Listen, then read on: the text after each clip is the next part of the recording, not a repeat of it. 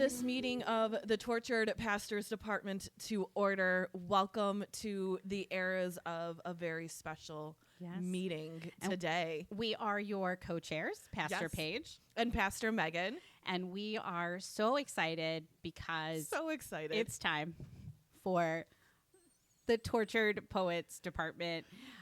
This deep dive of the first listen. Right. This is not the official Tortured Poets Department episode. That will come later. Yes. But we had planned to do a sort of first response, first react to this. So here we are. Yes. To do that. We should tell you right up front. We stayed up till midnight last night to listen to the album. Some of us till 2:15. Well, I mean, yes. And we had a sleepover, so both of us are pretty tired. So if we seem a little extra loopy, that's why. But I think that's perfect because this is, I realized as I was driving over last night, this is our first new album during the era. Yeah. So it was extra exciting to know that we would get to deep dive together. And, you saw everyone online sort of we're doing listening parties. And it was like, oh, that would be so fun. And it's like, oh, wait, Paige and I can do that. Right. And so we did. And it was so much fun last night. That makes me think that maybe in a future we should have a Eras of listening party. Maybe we should have a listening party for a future release. Yeah, I don't know. A future release, or just maybe, something else. Who knows? Yeah. Yeah. This was a really, we were really excited for the album. The music video hasn't come out yet as we are recording this. Yes. And we know lots of other pastors who are also Swifties were excited about this album. So before we do our dive, we invited a couple of friends of ours to join us and share what they thought of the episode. So joining us today for the first time that we have guests. Yes, we have special Pastor Swiftie friends. Yes. So joining us is Melissa Myers, who is from the Northern Illinois Conference, also a United Methodist pastor. And Amy Barr, who is a pastor in East Ohio in the Western Plains District with Paige and myself. Yeah, so we want to invite you to listen in on our department meeting with Melissa and Amy. Welcome to the Eras of Pastor Swifties. Yeah. I want to introduce you to Amy Barr, who is also on with us. Amy is another pastor in East Ohio. And Amy, this is Melissa Myers. She is a pastor in Illinois, who I met when I was there for seminary. I had said to Megan earlier when we were out getting our albums, that,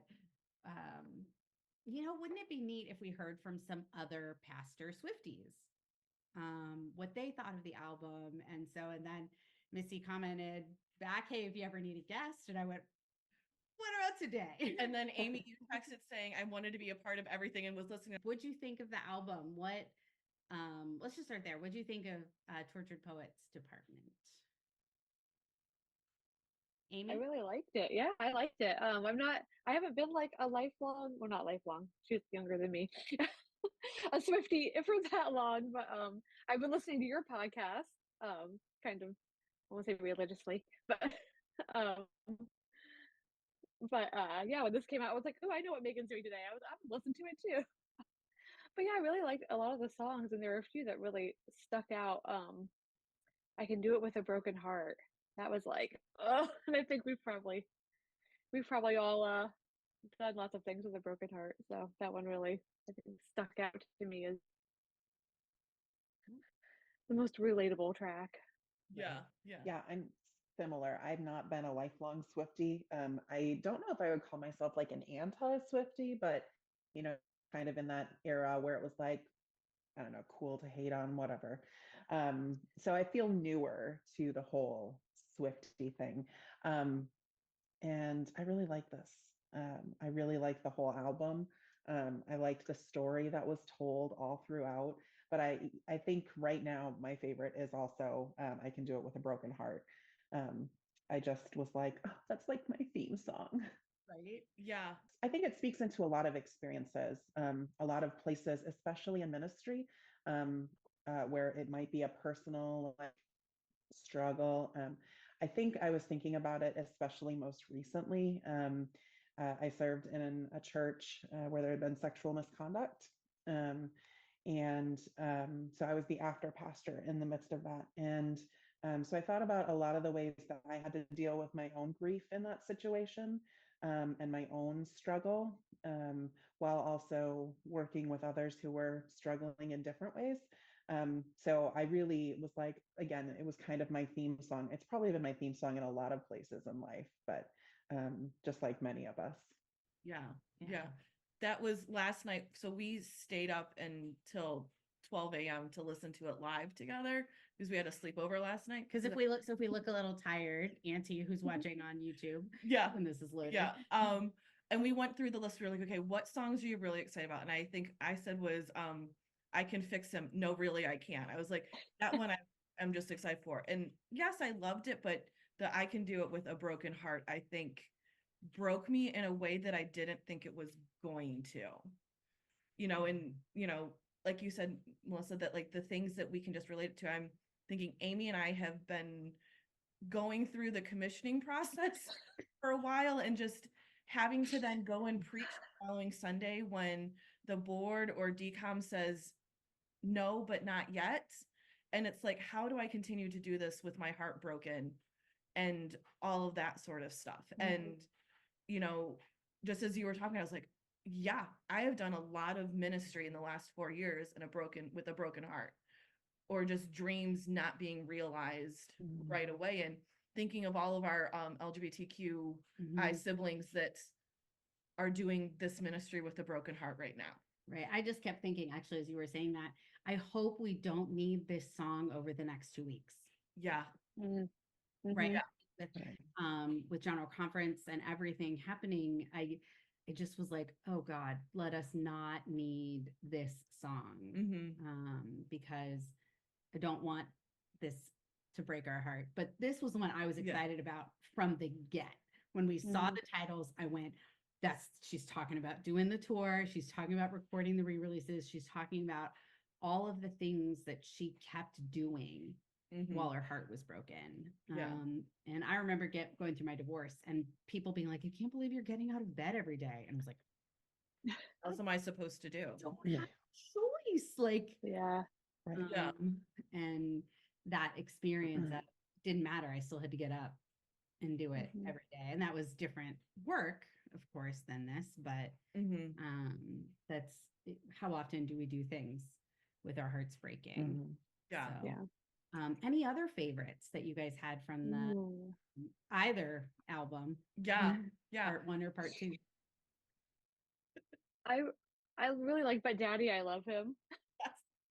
And I think because I'm from a very small town, I still live in the town I grew up in. It's, population 3,000 people, the county seat, it's a small little town. And I'm going to get the quote wrong because I haven't Googled the lyrics yet, but she said something like, my last name is mine to mess up. Yeah. Everyone's worried about the family name and how you're gonna look, and kind of claiming ownership of like, it's my name and I'll mess it up if I want to. Exactly. Yeah.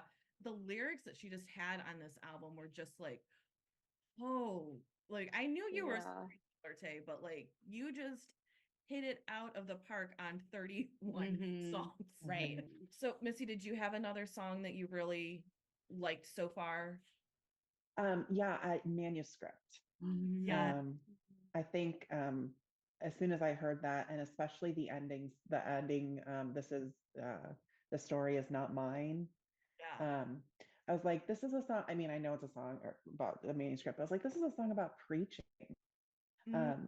And so often I feel like the stories that I tell, they're not mine anymore once I tell them publicly. And so I'm really cautious about which stories I tell when, or there are some that I just won't ever tell because they're mine, not, they don't belong to the public.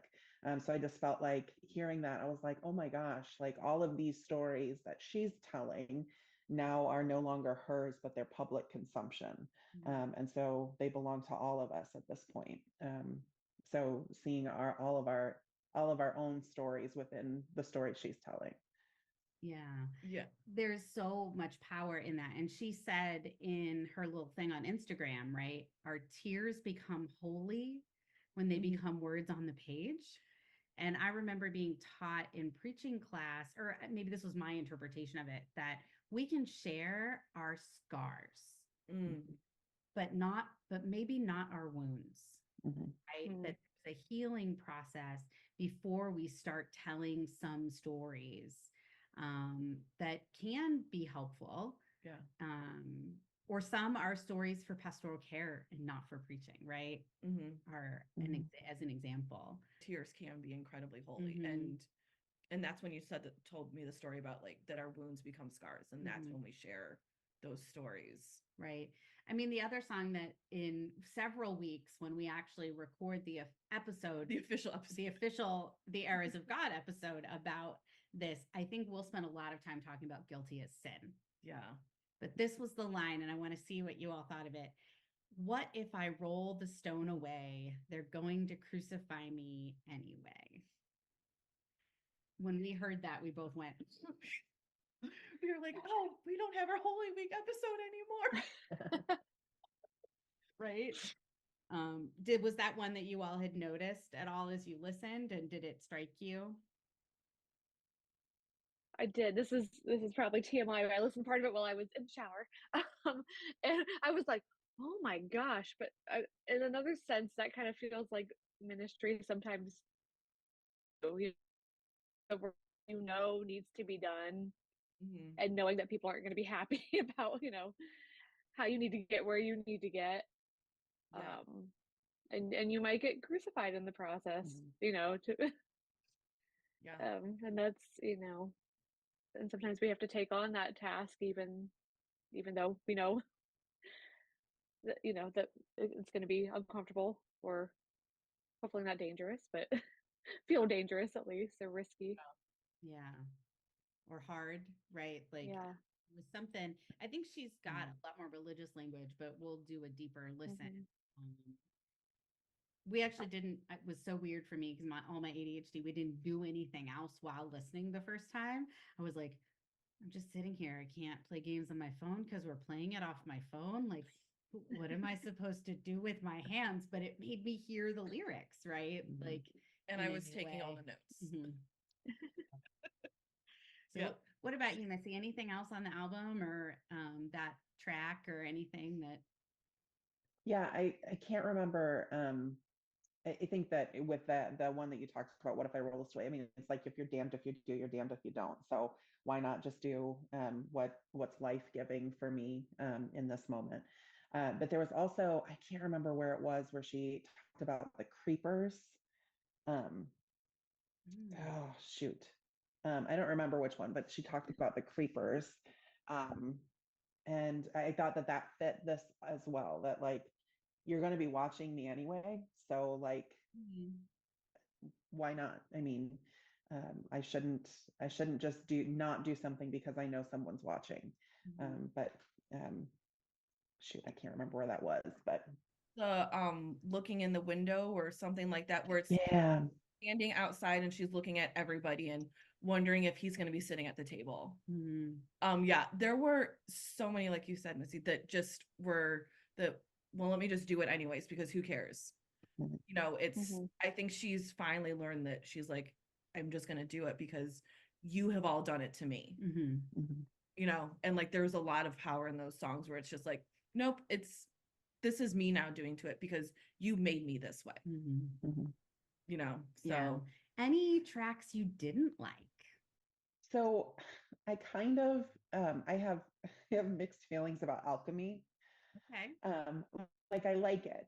I think that it's it's a fun little whimsy song, and also it feels a little cheesy. So it feels like I don't know, some of the lyrics feel a little too on the nose, like touchdown and running for the trophy. It's like, okay, it's cute, but it doesn't feel totally tailored to me. it was almost like I need a Travis song on here. Okay, she and Jack were whoever, I don't know if it's her and Jack or we're like, it's good enough. Yeah. We're gonna put out 31, it's fine. Yeah. It's 11:59 on a Saturday night and you're trying to finish your sermon. You're like, all right, well, Good enough. I guess this is it. This is what's going. This is what's It's gonna happening. hit someone. It's just not going to be for me this week, but someone else Yeah. will find something. Yeah. Yeah. Yeah. That's a good point. What about you, Amy? You didn't. I can't think of it. Well, one I kind of bristled at, but it's not really her fault, and it's thank you, Amy. You know? I was just like, now I know how the Karens feel. I don't like this. Yeah. Yeah. There were a But lot yeah. of names. Yeah, there were. But yeah, I was like, oh. And I know she explicitly says it's not even about a person named Amy, but I was just like, okay. Yes, you capitalize her a certain way. She Yeah. Yeah. At all towards, you know, what might really be about. Yeah. Mm, Yeah. the secret. Shh. Yes. Yes. nobody knows. Yeah. But no, I didn't. There weren't any songs that I was just like, oh, I don't like that. Yeah. I mean, the one that I So- really was, I want to, I want to Get you back. I want to, or whatever, however it is. Yeah. Which Olivia Rodrigo has a song called "I Want to Get Him Back," and I went, Olivia's is better. And I think my comment was, this is the processed version. This is someone that's been sitting through therapy and knows how to process their adult feelings. And is in her 30s and not 20, right? Yeah, Olivia Rodrigo yeah. is like 20, right? And I was like, yeah, but the energy, and it's a different tone energy. Oh yeah, for sure. I thought that was kind of funny that I was like, Olivia's is better, but it doesn't mean it's not a great song. Yeah. Yeah. Right. So I think this is, what about the music itself? Was it what you expected as far as the tone and everything of the album? So a lot of the songs felt like some of her other songs. Like the melodies were other. I felt like there were some similar tunes, I guess. It wasn't, I don't know. I can't remember which one it was, but it sounded like another song. I was just like, huh. Yeah. But of course, she also wrote 31 songs, and I've written this many. So some of that like call back to past songs that like we got a little bit on Midnights, but this one you're definitely going to find people that will be sitting on the interwebs saying, okay, well, this song is this, so clearly these go together, you know. yeah. Like the dedicated Swifties that went out looking for QR codes on Wednesday. Yeah. Or there for other people finding the QR codes on Wednesday.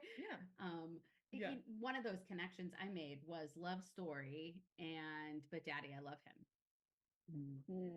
Like those felt really connected to me. Yeah. And you know, we weren't sure what we were getting. I kept teasing my boyfriend's daughter Genevieve that it was going to be a spoken word album. Because we had no idea, right? Yeah, because we had no idea what it was until 12 o'clock. Right. You know, yeah. What do you think? I'm a lyrics person anyway, so listening to the lyrics is more important for me. My husband and I debate that person. He'll say, we'll be listening to a song and he'll be like, this is about you. I'm like, this is a breakup song. He's like, oh, I just like the melody sounded great. I'm like, yeah, it's not a good song. So I loved the lyrics of it. But again, I mean, going back to I Can Do It With a Broken Heart, I really loved that one because of the upbeat nature with the lyrics itself. I was like, this is like just artist master, just having all of that together. So yeah, I think it was all great. Yeah. Yeah. I was last night as we were listening to it, and I know I'll talk more about it when we're not in this part of it, is that so we were listening to it off of Paige's phone, but I had Apple Music up reading the lyrics, screenshotting as it was going on, because I was like, I need to reference back to this. Oh my God, I don't have time to flip back and forth. But yeah, it was like she's an amazing writer, but like she just knocked it out of the park with all of these. And it's just like, you came up with 31 songs? Like, what? Yeah. Well, she certainly processes her stuff in her writing, you know, which is not something we have the gift of being able to do. Yeah. In the same way, right? Like we can't, as we're talking about sharing our scars versus our wounds, right? We can't process what we're doing in a sermon, not directly. Yeah, I was thinking about that with some of thank you, Amy. You know, what stories would I tell about someone who had wronged me, and would I just change their name, or um, would I even do something like that? Secretly, I want to, but also know that that's not the wisest to do. No diss tracks in the pulpit. Yeah. It's the pastor part of Pastor Swifties, right? Like, yeah. There's, you know, we're need to be a certain way with people. I mean, I remember sitting at the hospital with someone in my first church who had treated me horribly almost the whole time I was there. And she got run to the hospital out of choir practice. And I met her and her husband there. And I was like, it doesn't matter. It doesn't matter how you've treated me. I'm still your pastor and I'm still going to be here with you. And I mean, there were a couple, that was a hard appointment. So there were a few situations like that. Yeah. Yeah. Where I would have liked to thank you, Amy, them. Sorry, Amy. You've now become a good song. Yes. Well, she does talk a lot about how sometimes she's like, we don't tell anybody except our friends.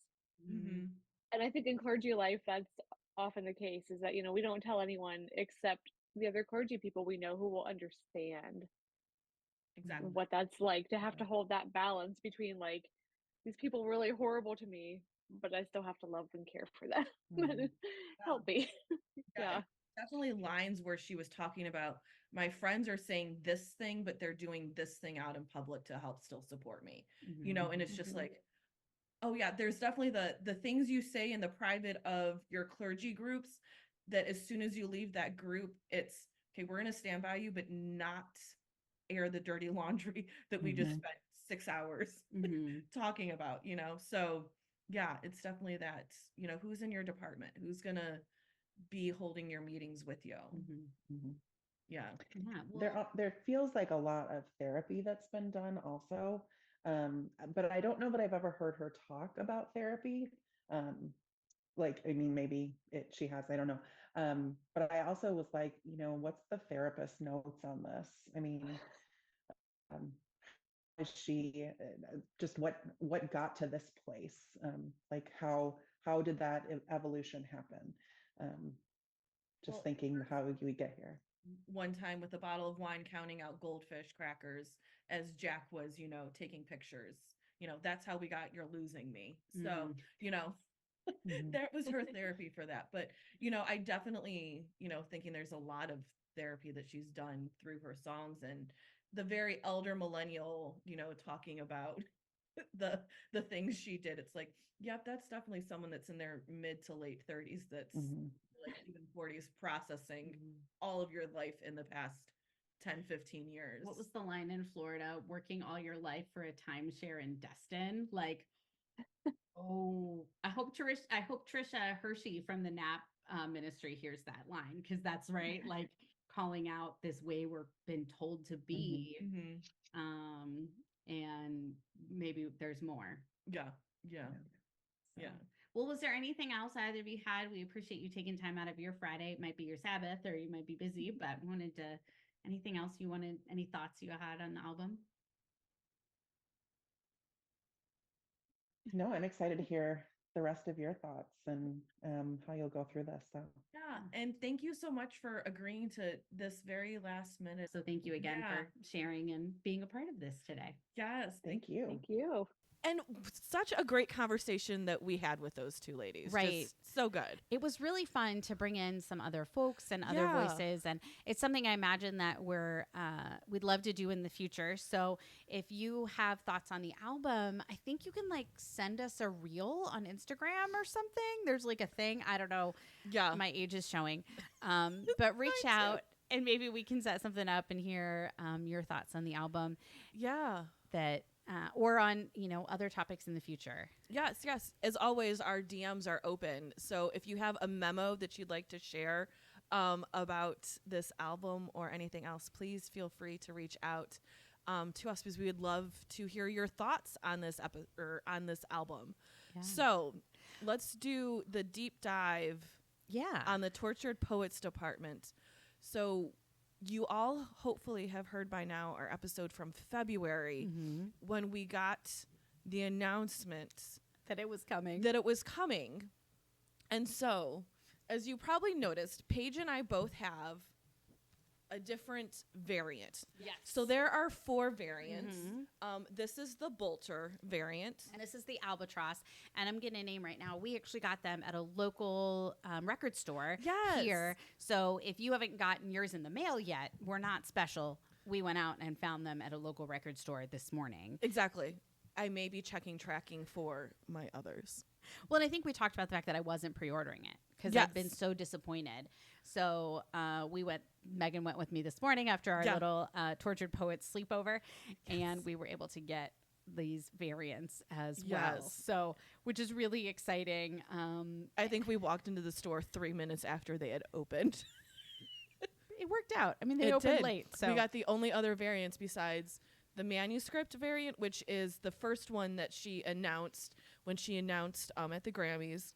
And then the 4th variant, which is the Black Dog. Right. And so the other 2 variants I have coming, yes, Mom, I'm going to have 3 copies of this album, is the manuscript and the Black Dog. So I now, if I would like to complete my set, would need the Albatross. Or you need to like take me out and take my copy. I would never take you out. Okay. No, never. I mean, never. I don't know. This is the idea of taking somebody out is a lot the mood of the Tortured Poets department. Very much so. And so what was very interesting about this, that until midnight, we had no idea what this album was going to sound like. No, we had lots of theories, and we both, had theories. Is this the third sister of Evermore and Folklore? Is it something else? I have been teasing my boyfriend's daughter for months that it was going to be a spoken word album just because I'm silly. Yeah. And, it turns out it's a little bit of everything. Well, but it also follows on where Midnight's was going, I think. Yes. Because someone pointed out on TikTok that the very last line of the 3 a.m. version of Midnight's is "They're coming to take me away." The very first line of Fortnite, let me pull up so I can get it correctly, is "I was supposed to be sent away, but they forgot to come and get me." Oh, wow. I just got chills. Okay. Oh, yeah.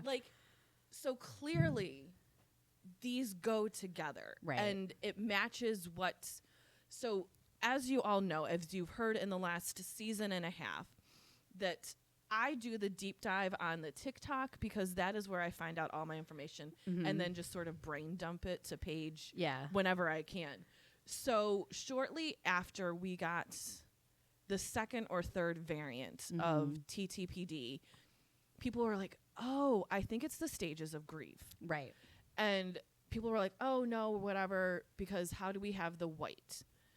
And so if you remember Midnight's, the album cover is white, is predominantly white. So that is your first stage. So that Midnight's is Denial.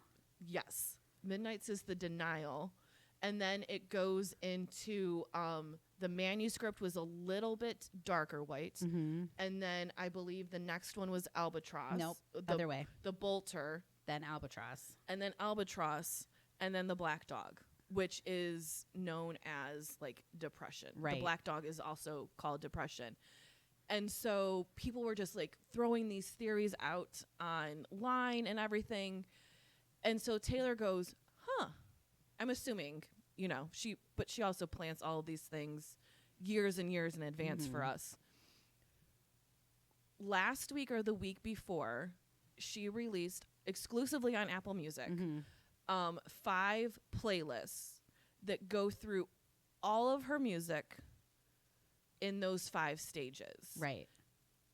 And so it had on the back of the album, it says, "You don't get to tell me about sad," or this one says, Am I allowed to cry? And then the other ones also have those I love phrases you. It's ruining my life. Yes. And so that's what each of the playlists talks about.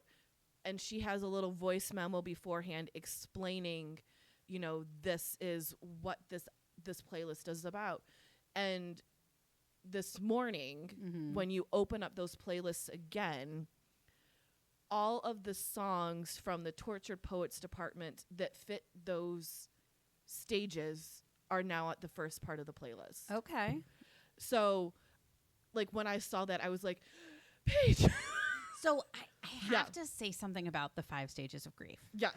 So it's very interesting. Don't know if I've shared this here before, but before I was a pastor, I did PR and marketing, and I worked at a hospice. Yes. And a big part of the work of most hospice organizations is grief support, which is often available not only for people whose family members were in hospice. This is my plug. If you're grieving, call local hospice. And all of the time I spent with grief counselors has me going, God, the 5 stages of grief are not real or something, or can be really harmful. And yes. Right. And that's often because we think of them as progressive. Correct. That you go from denial to bargaining to anger to depression to acceptance. We have both talked a lot about grief on this. On season 1. On season 1. And we both can tell you that's not the experience, right? Correct. You might be angry and depressed at the same time, or you might have acceptance. I know that I went through an acceptance phase with my mom's death a lot faster than my siblings. Yeah. For a lot of reasons. I didn't really get mad. Yeah. I was sad. I mean, I don't get mad so much. Yeah. But yeah, and it's also important to know that you could be in acceptance and slide back to any one of these at any time. And I think that's something that's also come out is that these ebb and flow. Like you said, they don't go from one to the other. Like, you've been in this for 6 months, so now you go to the next one. I think sometimes it's easier to explain our grief sometimes for people that don't understand what we're going through in these 5 stages. Right. So I would call them the 5 modes of grief, or the 5 presentations of grief. Yeah. So it's not that we don't have denial, bargaining, anger, depression, and acceptance when we're grieving. It's that they're not staged. Exactly. Yeah. And they're not, you can't put a time limit on how long you're in it. Because if you listen to those episodes in December, you would know that I was going through a depressive episode with talking about my dad and my grandma. Like, those are things, it comes back. Right. It's been almost 19 years and it will still be things and everything. And I think we've mentioned here before, and I actually saw somebody say something recently on Threads or something about how sometimes that gets into your body, right? Yes. And so I find the early fall to be really hard because I have a few things that happened in that season. Yeah. December is hard for you because that's when these 2 important losses both happened, right? Yeah.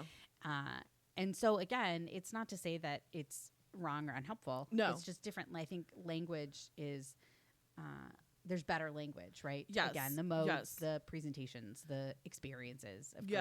Yeah, which is why I think a lot of people, when these playlists came out and they saw certain songs on them, were very shook. They were very upset or just couldn't believe. And several other people were like, yeah, but you have to think she's looking back at these songs. In that time period, it was not denial. It was not bargaining. It was not depression. It was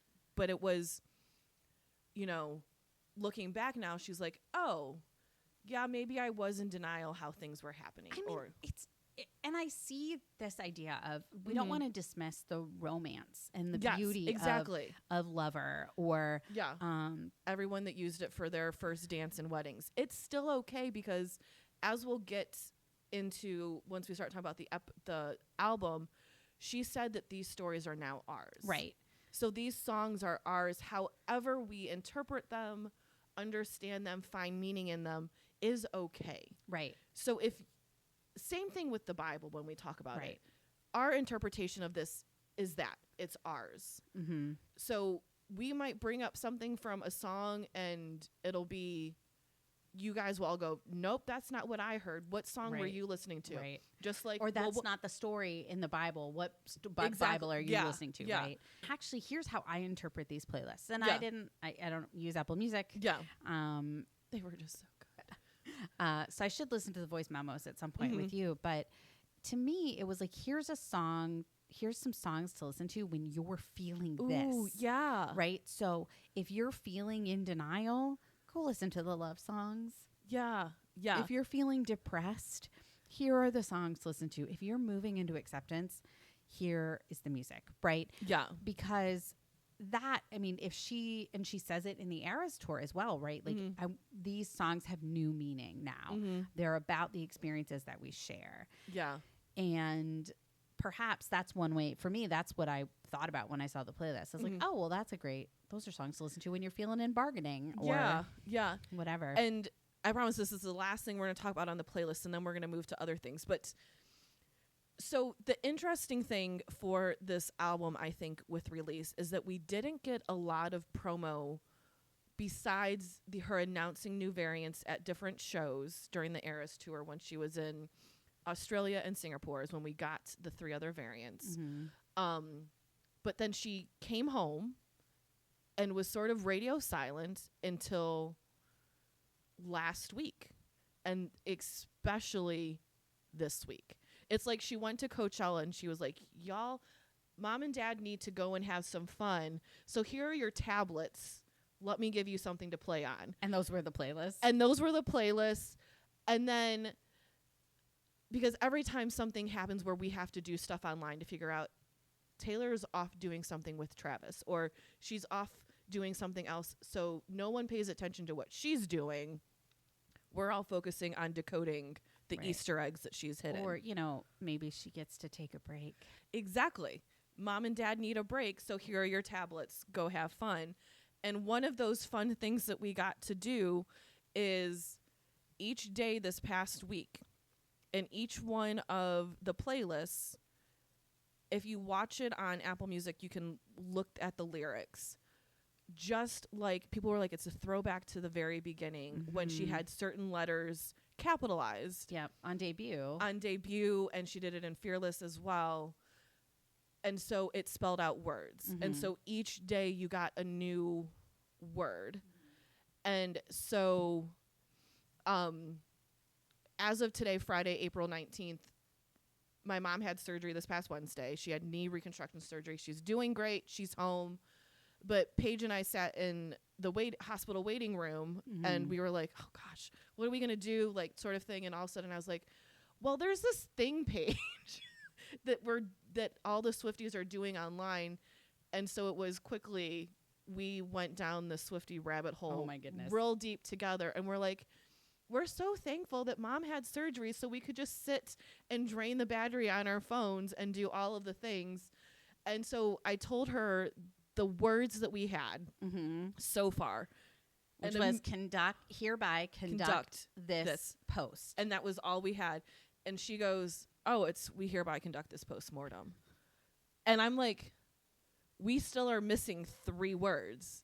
And I'm like, we don't even know if this is in the correct order or anything like that. She's like, no. It's a postmortem.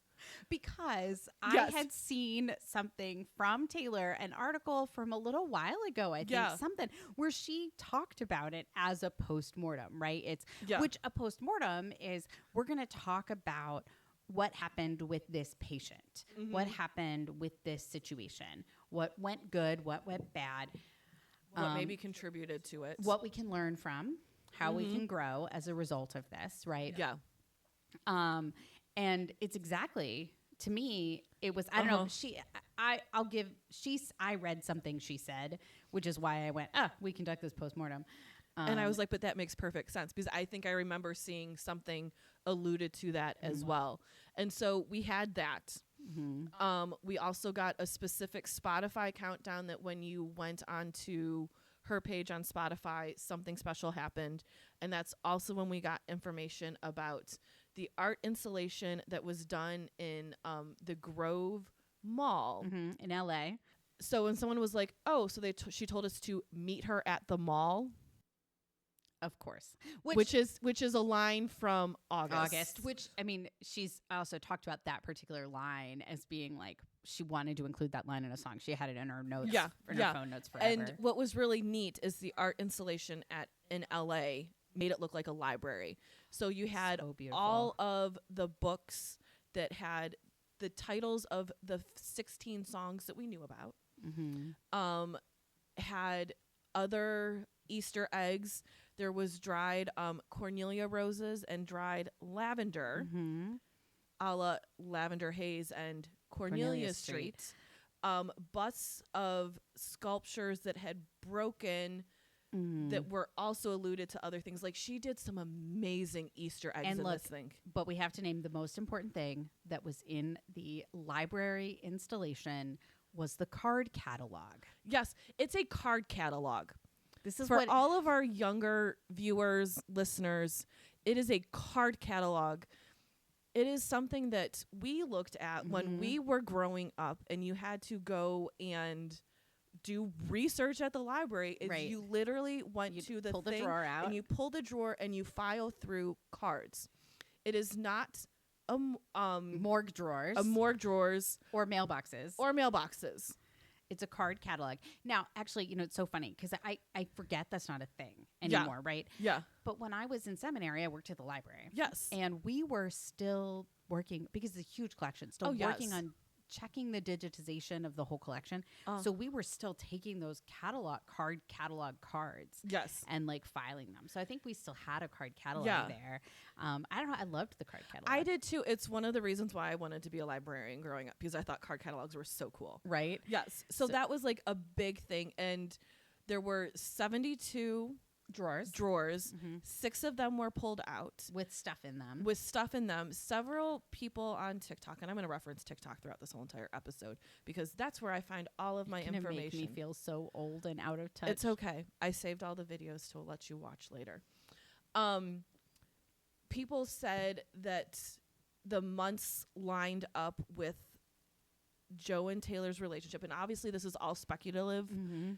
So we can't say that this is definitive proof. So take it for what it is. It is Swifties going deep. Clowning all the clowning. And we do. We clown really well. And the 6 drawers that were pulled out were specific months when things happened. Good and bad, right? Good and bad. Because like one drawer was April 2023, and that's, Florida, ! 3, just all of the things. So there was that.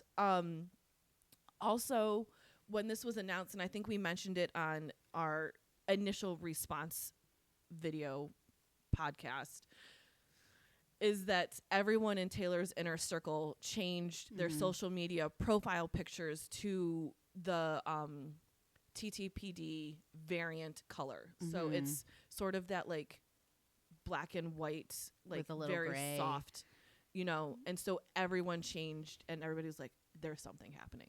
And then we got the announcement that night, which was supposed to happen in Tokyo. Correct.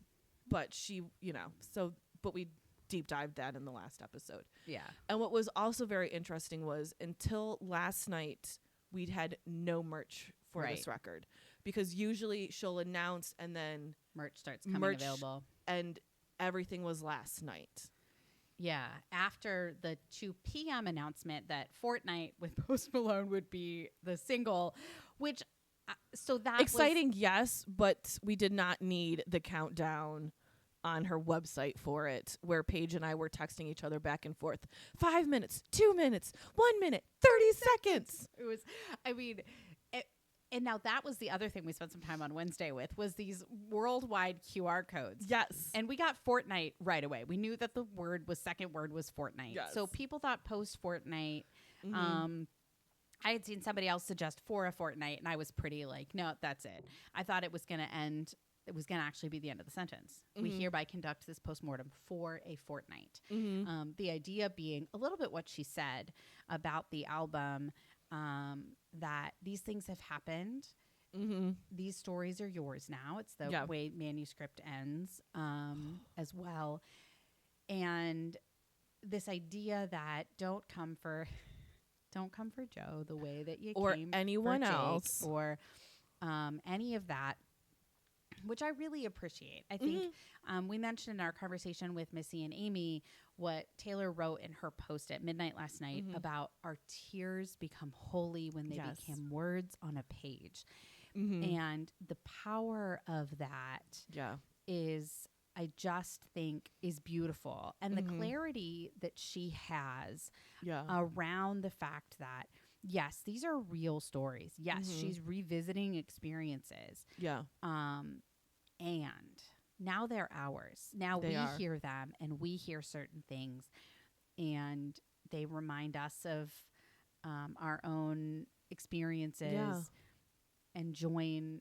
And we get to claim the songs and the music. And I think that's so beautiful with this album. And I mean, of course, again, she said it on the Eras tour about all of her music. She knows that that's part of the power. Yeah, of her music. And I mean, there's even several lines throughout her songs that, you know, reference that she knows that these songs are now going to become ours and going to become words or phrases that we just repeat. And they're communal, right? There's the Tortured Poets department is not a department, is typically not one person. Right? She just happens to be the chairperson. Right. And you don't have a chairperson without membership. A board. Right. And the idea that we're all now members of the Tortured Poets department is where this is, right? Like we all get to be a part of it. And you know what? People, y'all have been a part of it. TTPD already broke the single streaming record on Spotify. It took 12 hours. 12 hours. And it also broke the record on Amazon Music within a day. Nothing's been released about Apple or YouTube yet, but I'm assuming those have also been broken or are very close to being broken as well. And so midnight happened. We sat and listened and then went to our respective bedrooms to unwind from all of that. And allegedly to sleep. And allegedly both of us went to sleep, and I'm scrolling on the TikTok and the Instagram and go, someone said she just posted, like, there's another countdown. And I'm like, why is there another countdown? Especially after the first one was little less anticlimactic. Exactly. And I was like, it's 1:30. I should go to bed. And then I was like, but it's only a half hour. So I just kept, like, refreshing her page. And then all of a sudden at 2 a.m., she does a new post on Instagram. And it's, oh, by the way, I just wrote too much. And I couldn't hold these from you. So here's a double album. Hence, all of the twos, for those of you listening, I'm holding up two fingers like a peace sign, that she did when she announced. Right. When she would talk about different things throughout the Eras tour, everybody's like, why is she putting up two fingers? Why is she doing this? No, she always did this. No, she didn't. It's I was just like, look, it's a peace sign, y'all. Exactly. It's and she was in Asia. It's what a lot of people in Asia do when they take pictures. We know from when we were in Cambodia. And so we were like, that's all it is. Right. No, she was hinting at the double album the whole entire time. And so it came out at 2 a.m. and I'm silently screaming because I think Paige is asleep. Right. And I'm awake reading, so I'm not on my phone. So I didn't know till I woke up this morning. And so we basically... And all of a sudden I heard, what? Well, because you texted me for me to see. And I mean, so it's... And the album, again, as a whole, is amazing. Yes. But these 15 extra songs, now called The Anthology. The Anthology, which obviously we did not get the vinyls of. Because we don't know if there are vinyls. Right. Please, Taylor, please. I mean, please, we would like the vinyl. The Till Dawn vinyl. Partially because I just want the cover art is so beautiful. I just, Well, and I want Long Take Pond. My money. And I want Long Pond Studios. That too. And it's fine because we have it digitally. We have the digital version. Which is wonderful. Which is so good.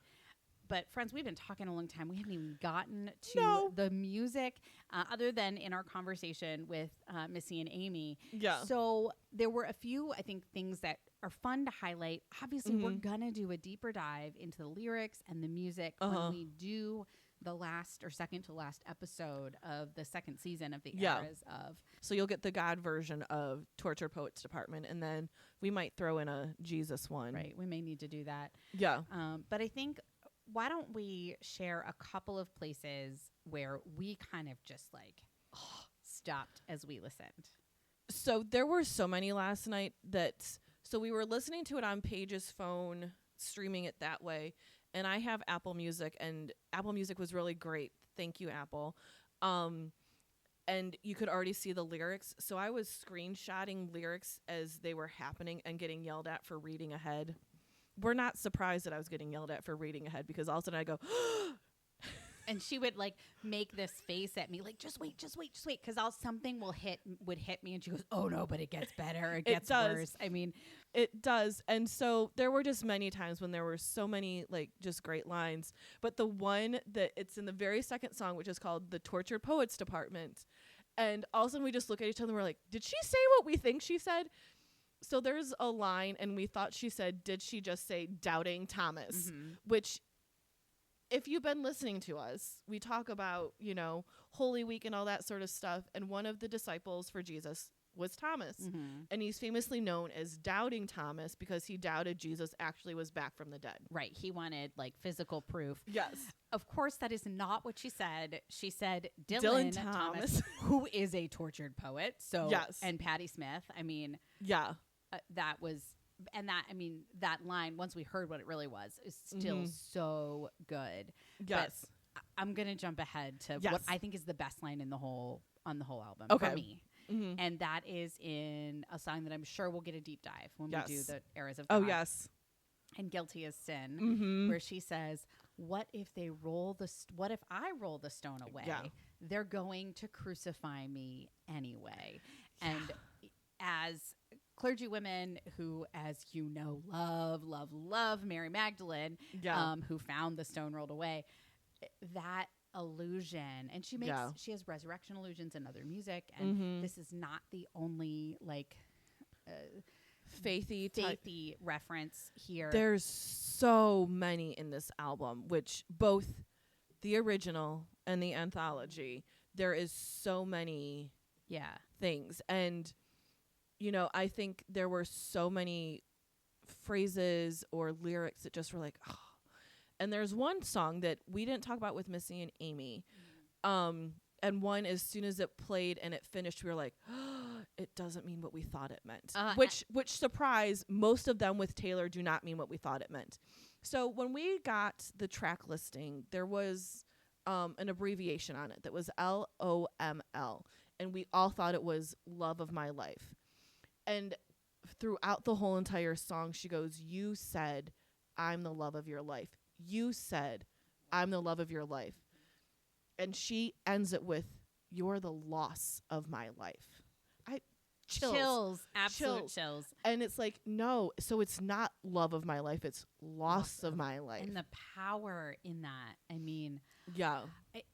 And y'all, seriously, the lyrics on this, we've said in every episode, she's such a good writer. Yeah. The lyrics are really, really good. We're also really careful about language on our podcast. Yes.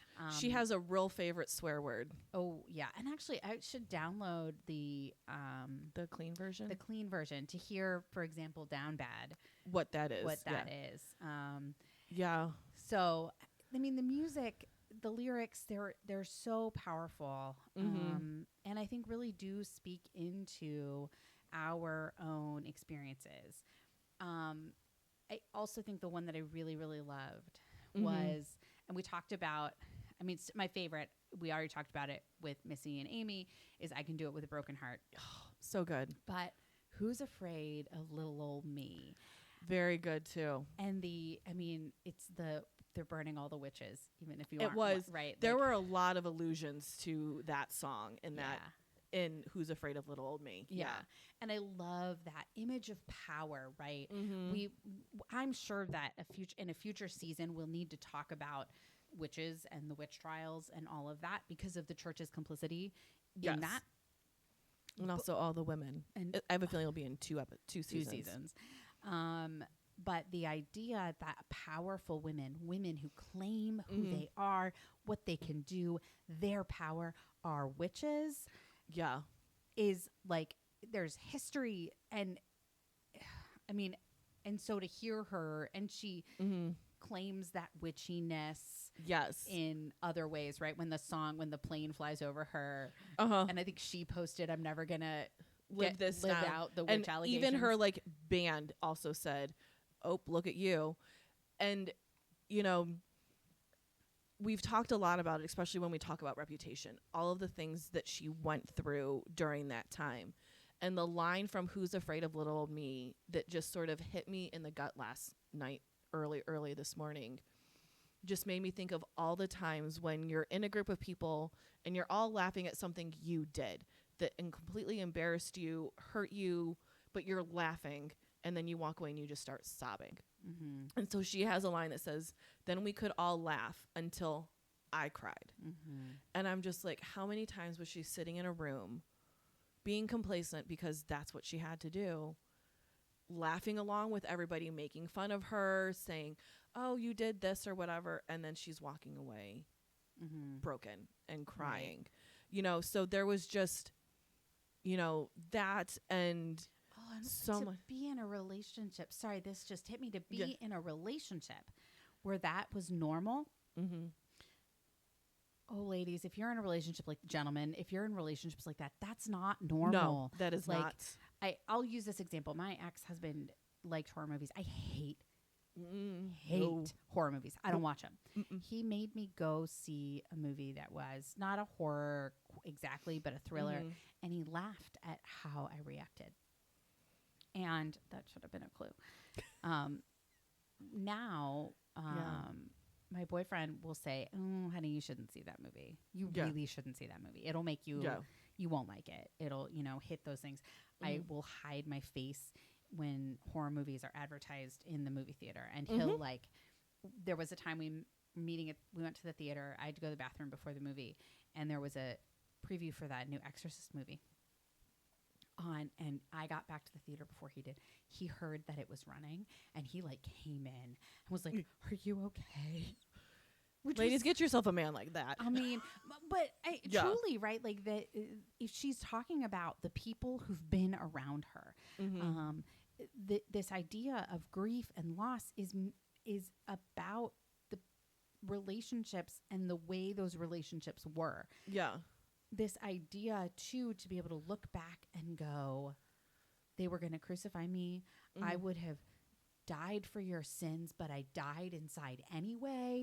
We all laughed until I cried. Like, oh, honey, you were making yourself smaller. And there's so many instances on these 31 songs that talk about her friends, her group of people that are around her. And as we were starting this episode and we were talking about, you know, a department is not just one person. We talked about how every one of her friend group changed their profile pictures. That's her board. The board that knows everything. That's, you know, the special inner sanctum of the people. We all get to be the interns, and everyone else that's on the outside that doesn't get to know the full story. We just get to know what she wants us to know. But I think because these songs are ours, I hope that any of you have a department. Right? Have your board who can join you in the things that these experiences remind you of. And sometimes we don't listen to our board. And there are many instances that she also clearly did not listen to her board. Right. And it doesn't mean that we don't still have their support and their love, and certainly can go back to them. And I think since we focus on it so much in all of our other episodes, we need to talk about track 5. Yes, track 5. So Long, London. And as we know, her most recent ex was from London. He is the main character of London Boy. You know, and the song starts off sounding like bell chimes, but it's her voice sort of echoing So Long, London. So Long, London.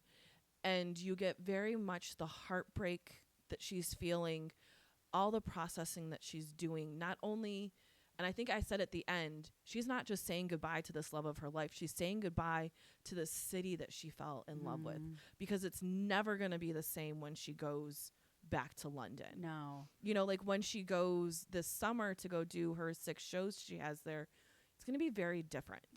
And it's going to feel different, because I know when I have gone places after being there with someone that's maybe no longer in my life, or just something terrible happened there, it feels different because you think about all of the good times, but then also everything that's now left. Right.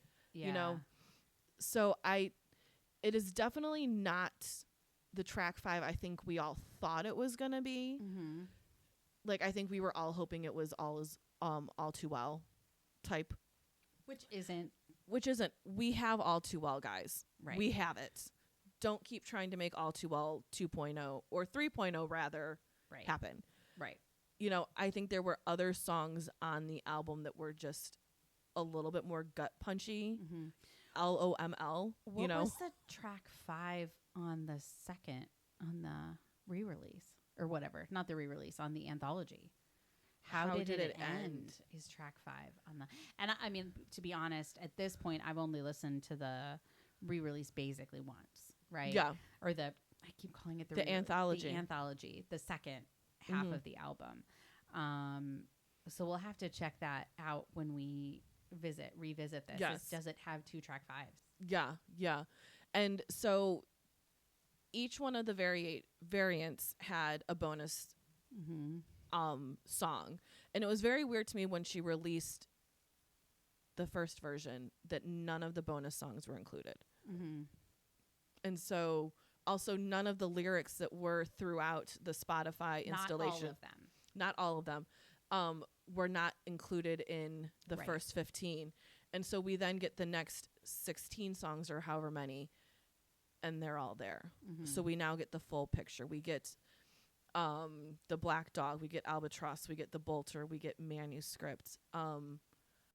Yeah, I was surprised the Manuscript wasn't on the first release, considering that was the first variant. Yeah. Right. And is the base model, I don't know, do you know what I mean? Like, that's the standard version is that, right? So when we picked up our new variants earlier, that record store had more of the Manuscript than they did of the Black Dog, of the Albatross, and Bolter. So I think there's, so I expected the Manuscript to actually be on the original, and it just hit me that it wasn't. Yeah. Because we ended with Clara Bow. Oh, Clara Bow. Yes. There's so much to talk about, and at some point we're going to have to stop talking about it. But the middle of Clara Bow talks about Stevie Nicks. And if you haven't gotten your album yet, sorry, I'm going to ruin this for you. Instead of a prelude, we have an opening introduction, an introductory poem from Stevie Nicks. And I love Stevie Nicks. And also an amazing songwriter. Right. And this introductory poem she calls it For T and I, which is awesome. So Clara Bow is not what we expected it to be. No. As so many songs were. It talks about somebody coming up in Hollywood, and the middle of it is, you look like Stevie Nicks back in 75, the hair and the lips. Crowd goes wild at her fingertips, half moon and a full eclipse. I'm not trying to exaggerate, but I think I might die if I made it. No one in my small town thought I'd meet these suits in LA. They all want to say. And then it goes into the chorus. And this shared, story between her and Stevie Nicks, who Stevie Nicks had some relationship drama that was a huge part of her music career. And so I don't know, I loved that. I loved hearing her call back to someone like Stevie Nicks. Yes. So the first, which one is also very interesting about Clara Bow, is the first section of the lyrics are about Clara Bow.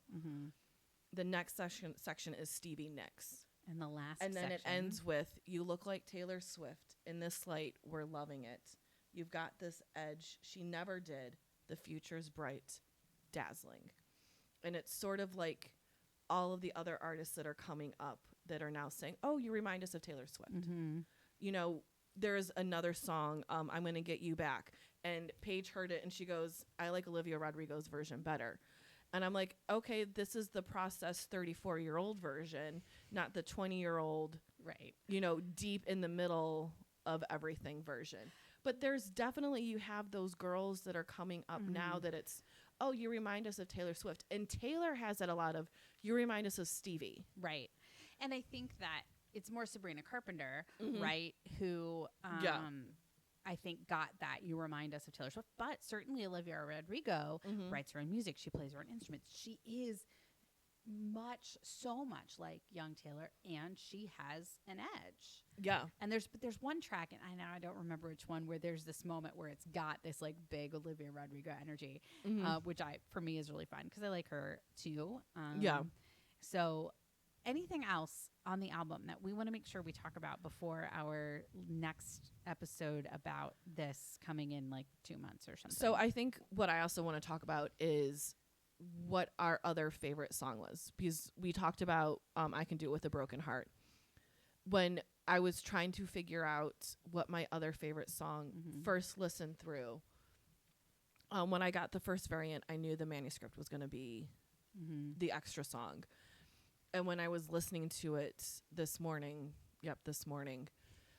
and I just went, oh, it hit me. And it's so good. How it ends, and unfortunately neither one of us have the manuscript version, so I can't read you the last line, but it ends with her saying, and these stories are no longer mine because she's given them to us. And we've alluded to that throughout this whole entire episode, that she's given us these stories. And I was like, that is the perfect ending to this anthology, is she has now given us all of these stories, 31 stories for us to dissect, to find ourselves in, to be able to put parts of our stories in, because you know we do that in all of our episodes, is we find ourselves in them, you know. So yeah, that one is probably my other favorite. And you know, if we want to do like a whatever other fun one that you didn't expect was, but Daddy, I love him. Yeah, that one was really fun. I think the other one though, that again, I've only listened to the last 15 tracks once, so I don't know that I can pick from any of those. But I love the story in I Can Fix Him. No, really, I can. And then it ends, well, maybe I can't. Yeah. And like, oh, so good. Yeah. And Down Bad. And Down Bad, I understand is like a phrase that young people use that I'm too old to understand. Oh, God, when did that happen? Anyway, that one has a great beat and is one that you can really move to. When we picked up the Target edition, and we asked the guy how many he handed out at that point. He said 7, and he asked us what the bangers were. And we quickly looked at each other like, okay, what's a banger again? Because our definition of a banger and Gen X's definition of Z, I always get the two mixed up, as we know by now. A banger is, and we were like, well, let's tell you the ones that have a beat. Right. So we said, I mean, I think that, and Fortnite is fine. I kind of wish you could do it. I Can Do It With a Broken Heart was the single. Yeah. It'll probably be a single shortly. I think it's great. Yeah. It's just like, I don't know. I think it's awesome. It is. Yeah. So that is our initial deep dive. We are your tortured pastors now. Well, no longer tortured because we finally have the album. We do. And there's just going to be more deep diving of this. And so I can't wait until we get to go through this and look at it differently with the podcast eyes on it. Right. You know? But before we get there, we have a lot of eras to still go through. So many eras. Our next episode is 1989. And we had a great time recording that. So we look forward to sharing that one with you soon. And then we'll continue going through the eras. Yeah. And this one will come where it belongs. yes, this special episode will come sooner, but the Tortured Poets Department, the eras of the Poets Department will come when it's supposed to. Yeah. So sometime this early summer, I think. Early summer. We have to look at our schedule. Again, thank you so much for joining us. Thank you to Amy and Melissa for coming on at the last minute to share your thoughts and your experiences of the album. We had a great time talking with you. We did. As usual, comment, let us know where you are, who you are. I also need to give a shout out to Aileen. Yes. Aileen Delgado, who works. And Crystal. Well, Aileen Delgado works for one of our global agencies with Methodist Church, the Commission for the Role and Status of Women. She reached out and we just sent her a bunch of stickers to hand out at General Conference. Yes. So if you're at General Conference in the next 2 weeks in North Carolina and you want a Pastor Swifties sticker, go and see the G Cosro table. Yes. I hear they also might be making friendship bracelets. Yeah. So I just thank you so much, Aileen, for offering to do that and for helping to share what we're doing with other United Methodists as we gather for a meeting that hopefully won't require us to need a song like I Can Do It With a Broken Heart. And thank you so much, Crystal, also for commenting and sharing some stuff with us as well. And your stickers are in the mail as well. Yeah. So comment, reach out. We're happy to send stickers or other fun things out there. This is such a fun journey. And we are loving sharing this with all of you. So thank you again for joining us for the Tortured Pastors Department. Yes. And, make sure you check in for your meetings to see what's coming next from both us and Taylor. All right. Thanks all.